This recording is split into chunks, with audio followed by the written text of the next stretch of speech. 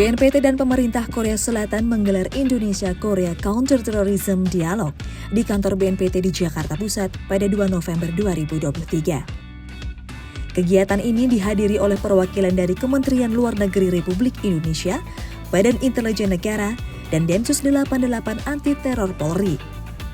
Bertajuk Fostering Resilience Against Terrorism Challenges in the Post-Pandemic Era, pertemuan ini menjadi wadah diskusi bagi kedua negara untuk saling memaparkan perkembangan terorisme dan upaya untuk menanggulanginya dari segi peningkatan ketahanan masyarakat.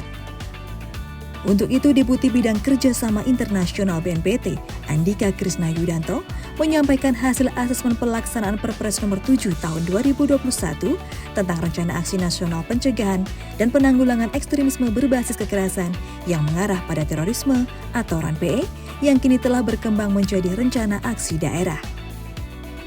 Dengan mengedepankan whole government and whole society approach, BNPT telah berperan aktif untuk melibatkan masyarakat secara strategis dari tingkat pusat hingga daerah dalam upaya pencegahan terorisme.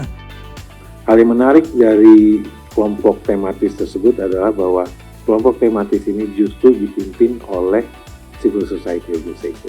Jadi dari masyarakat madani yang memimpin kelompok kerja tersebut dalam rangka untuk mendukung pelaksanaan dari rencana aksi nasional.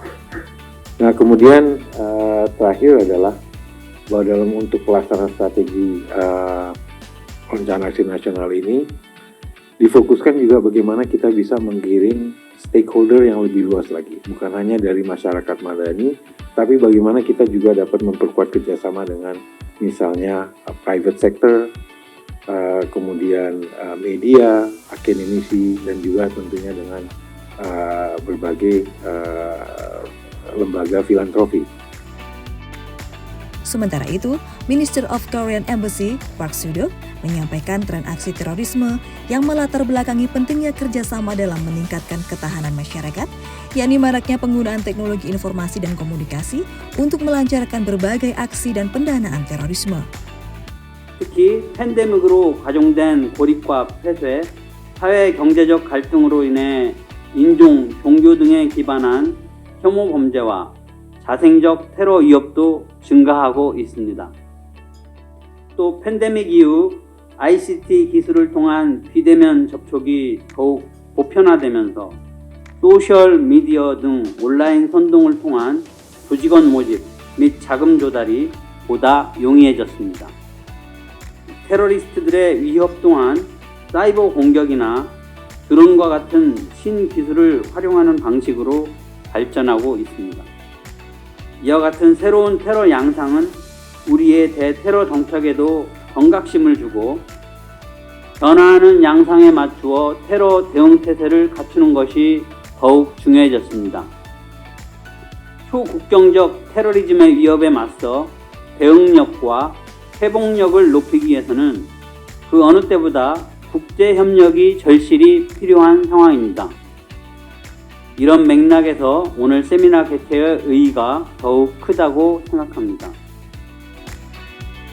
Perwakilan dari United Nations Office on Drugs and Crime, Nikki Delang, menemukan bahwa selain teknologi informasi, kelompok teroris juga aktif menggunakan teknologi persenjataan.